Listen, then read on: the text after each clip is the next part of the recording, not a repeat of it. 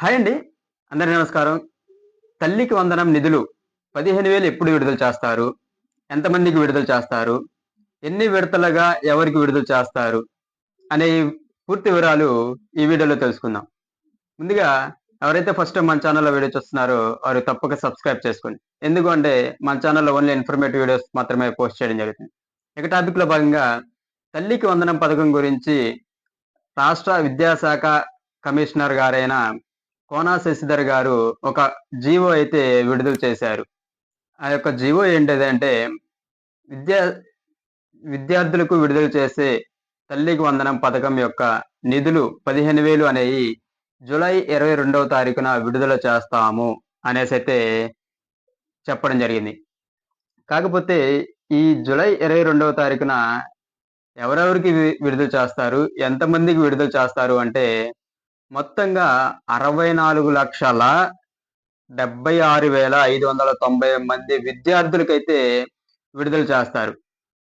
64,76,590 మంది విద్యార్థులకైతే ఈ యొక్క పథకానికి సంబంధించి జూలై 22వ తారీఖున 41,07,502 మంది తల్లుల ఖాతాల్లో తల్లికి వందనం పథకానికి సంబంధించిన నిధులనేవి విడుదల చేయబోతున్నారు.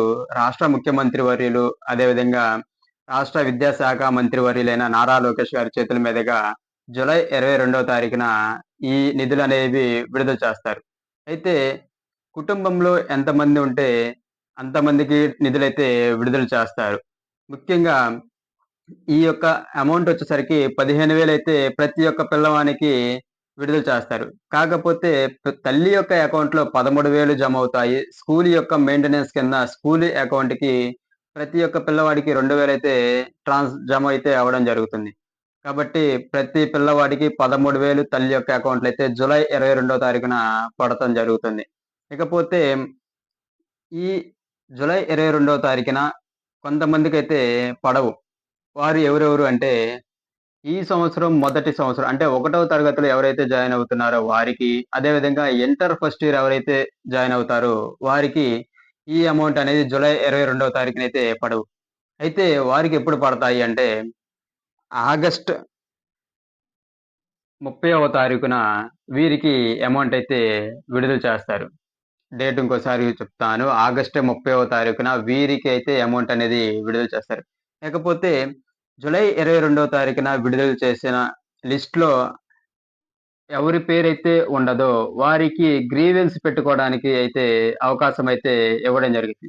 ఈ యొక్క గ్రీవెన్స్‌కి సంబంధించిన డేట్ ఎప్పటి వరకు ఉంటుంది అంటే 22వ తారీఖు నుంచి అంటే 22వ తారీఖు ఎలిజిబుల్ లిస్ట్ అనేది ఇవ్వడం జరుగుతుంది. మీ గ్రామ వార్డు సచివాలయంలో. అదే రోజున అమౌంట్ అయితే విడుదల చేస్తారు.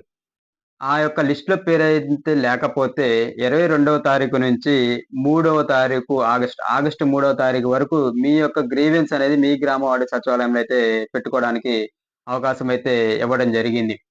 అయితే ఈ యొక్క ఎలిజిబుల్ లిస్ట్‌లో ఉందా పేరు లేదా అనేది ముందుగానే మీ స్టేటస్ అనేది తెలుసుకోవాలి అంటే మన డిస్క్రిప్షన్‌లోనే లింక్ అయితే ఇవ్వడం జరుగుతుంది. ఆ యొక్క డిస్క్రిప్షన్ ఇచ్చిన లింక్ ద్వారా మీ స్టేటస్ అనేది చెక్ చేసుకోండి.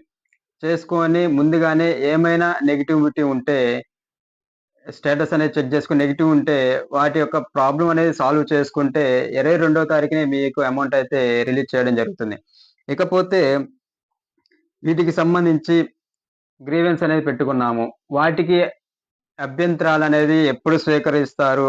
వాటికి సంబంధించిన లిస్ట్ అనేది ఎప్పుడు విడుదల చేస్తారంటే 4వ తారీఖు నుంచి 10వ తారీఖు మధ్యలో వాటి యొక్క అభ్యంతరాలు అదేవిధంగా లిస్ట్ అనేది విడుదల చేయడం జరుగుతుంది. అభ్యంతరాలనేది విడుదల చేసి అర్హుల జాబితా కూడా రిలీజ్ చేయడం జరుగుతుంది. ఇకపోతే ఇక ఫైనల్‌గా ఆగస్టు 30వ తారీఖున ఎవరికైతే ఇంటర్ ఫస్ట్ ఇయర్, 1వ తరగతి ఎవరైతే ఫస్ట్ ఫేజ్‌లో రిలీజ్ అవ్వలేదో వారందరికి కూడా లిస్ట్ అనేది రిలీజ్ చేసి వారికి అమౌంట్ అయితే వేయడం జరుగుతుంది.